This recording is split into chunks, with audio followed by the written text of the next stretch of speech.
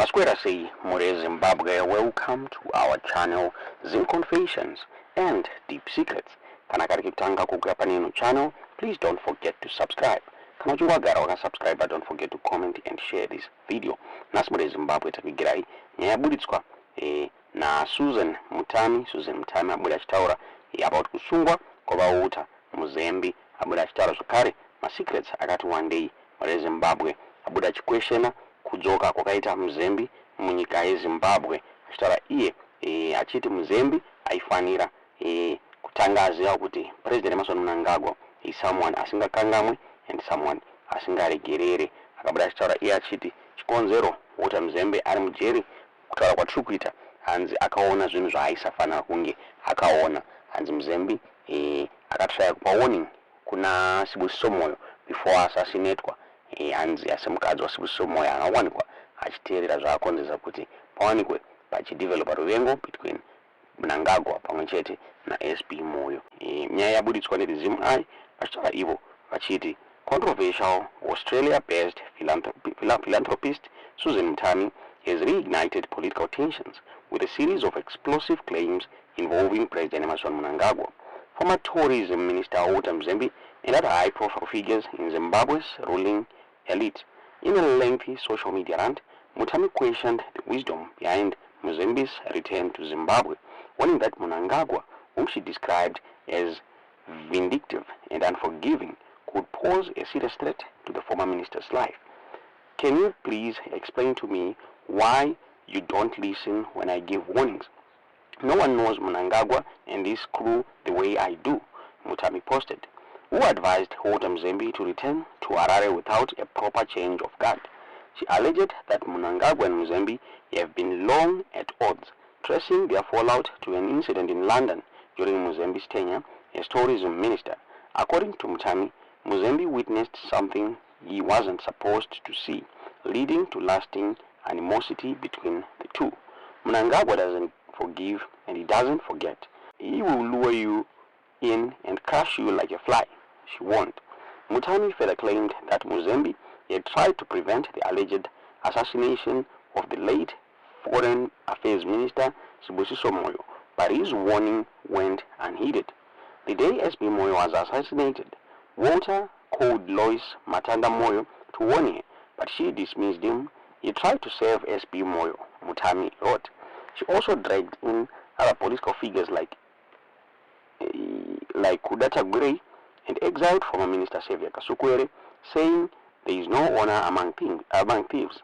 Mutami alleged that Vice President Constantino Chiwenga survived an assassination attempt by Mnangagwa only because of the Chinese intervention. If it was not for President of China and his trusted professionals, Chiwenga would be dead, she added. Mutami ended the rant with a cryptic message suggesting she holds more damaging secrets. Musoro wangu wakatakura ma secrets. Kufa kwako kucharwadza vakawanda, my baby daddy, she said in what appeared to be a dig at former Norton MP Themba Mliswa. Her claims, though unverified, have sparked heated debate on social media and further fueled intrigue around internal ZANU-PF rivalries. Ndo mabuditsiro akati kwa nyaya iyi muri Zimbabwe ndi Zim Eye tisingazive kuti munoiona sei nyaya iyi tiudzewo zvamuri kufunga mucomment section. Regai tibetserane ipapo mutungamiri wangu, maita zvakanaka chose. Regai tibetserane ipapo. Munoona dambudziko ratakaita muZimbabwe navanhu vanonzi so-called journalists vedava namapoliticians. The biggest problem yatinayo kana kuti yavanayo ndeyekutora politics sekunga iprofession. Parikuda kutrita politics as if iprofession yekuti aiwaka biti wakaenda kuuniversity akagonodzidza politics akapasa politics saka anofanira kunge achirarama nepolitics. No. Popo richingona anoratidza dzimwe dzenguva ari tomu akapusa zvisingaiti. Wari kuti vakashandisa mari iri corrupt vakagodi vakadii ndivanani vadivo vari kutaura ko iye kana akazviona izvozvo kubva ngaavhure kabato rake adzosere biti nasikala wacho kuparliament. Ko zvinodziviswa here kana iwo vada? Ko iye kanga avhure bato oti ndatanga bato rangu iri ndoda kuona vaya vakanga vabvisa sikala naJobhu nabiti kuparliament indava kuvadzosera. Tinozvigamuchira ka right? But kana uri kungotaura usina mameasures awinawo uchingotaura, isu tichiziva kuti politics kushandira vanhu, hakusi kushandira iwewe. But Hopewell wacho akutotaura akaita sekuti wakatogumbukira vanhu vaifana kunge vakaisa biti kuparliament vakaramba, vanhu ndo vakaramba matiti. Saka kana warambwa navanhu vanofana kukuisa kuparliament uye vakambokuisa kuparliament for more than for nearly 20 years, chaunogumbuka chii? Because kuparliament awende wega, unoenda kunoshandira vanhu. Saka vanhu ivo vakange vati havachakude, what is the use yokuti agumbukire vanhu ati vanhu vagozoti? So dambudziko riri pakuti maZimbabwean tinoshandiswa sembato, vanhu vanoshandiswa sembato kana kusepinjisi, ivo vasina chavari kubhenefita ipapo pazviri, right? Because haungauye pano uchititaura kuti vakagoshandisa mari dzavo vakagoita sei. Vanhu dai vakanga vachamuda, mari dzakanga dzisina chadzinoshanda because vanhu vaikomudzorera. But vasina kumudzorera vanhu, vakamubvisa vanhu. Saka haugoni kuya uchitaura kuti vakazomubvisa. Tanga rako bato iwe rinoidira wada wadira. Zvatataura rinoita sekunge aidorora pamagadziro. Vanogona kusvitsa svitsai kuna Hopewell ching'ono anzwe this audio kuti Hopewell, politics haisi profession. Anditi iye ndiye une professionalism yejournalism profession yake. Yesu unogona kungofa ari journalist. Anditika but haugoni kufa uri hakuna wakambonzi professional politician. Hazviko izvozvo. Hatina professional politician. Hatina zvinhu zvakadaro muupenyu. Politics kungoshandira vanhu for a certain period of time then wobva. Piti kuti unogona zvakadii kana kuti hauchagoni.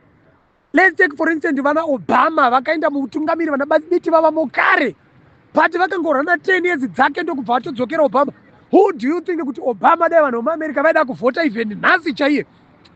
Vaitadza kuvhotera Obama akadzoka sapresident. But in a country where there is police, in a country where there is political mutemo, haudzokeri uita zvaunoda chero uchigona sei, unoadvisa uri behind the scenes. Saka ngaasati chemerera zvinhu zvakapusa, anotiradza kuti ndi political journalist wakapusa zvisingaiti because zvaanotaura hazvizivi. Dai anga achiziva kuti politics dzoshanda sei ainzwisisa kuti biti naScala they overstayed their welcome. Ndosaka vanhu vakavabvisa kuti chizororai pamakatungamirira pakakwana, usabva pastage pawatamba zvanakidza vanhu vakusekwa kakusvoeredzwa. Ibva zvakanaka vanhu vachafarira kutamba kwako. Dzimwe dzenguva mangwana vanhu vakafunga jive yako vanokuti imbodzoka uite mahighlights, right? As I'm saying, vanhu vemuAmerica nhasi vakanzi todzosa here Obama, they can resoundly vote Obama back in power.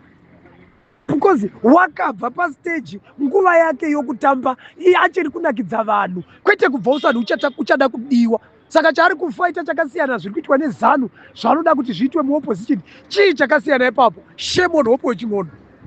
Very shame on him. Shame on Hopewell ching'ono. Shame on you.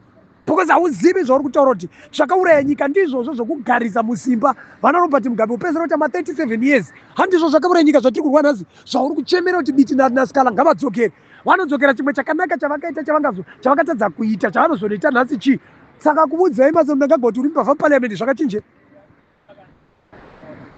Biti went out there akambonoita bato rake uko PDP. Job Scala akabuda akanoita bato rake uko MDC Green. But what have they achieved?